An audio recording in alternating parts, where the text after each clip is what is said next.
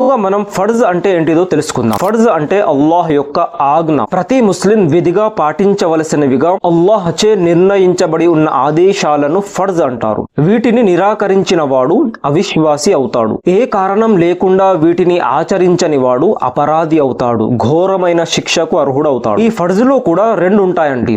ఒకటి ఫర్జే ఐన్, రెండవది ఫర్జే కిఫాయా. ఫర్జే ఐన్ అంటే ప్రతి ముస్లిం వ్యక్తిగతముగా తప్పనిసరిగా పాటించవలసిన దాన్ని ఫర్జే ఐన్ అంటారు. వీటిని పాటించని వ్యక్తి ఘోరమైన అపరాధి అవుతాడు మరియు శిక్షకు అర్హుడు అవుతాడు. ఉదాహరణకు అవేమిటి అంటే 5 పూటల నమాజ్ మరియు రమదాన్ మాసం యొక్క ఉపవాసాలు మరియు స్తోమత ఉంటే జకాత్ చెల్లించడం, హజ్ చేయడం, ఇవన్నీ కూడా ఫర్జే ఐన్ అంటే ప్రతి ముస్లిం తప్పనిసరిగా ఆచరించవలసిన విషయాలు ఇవన్నీ కూడా.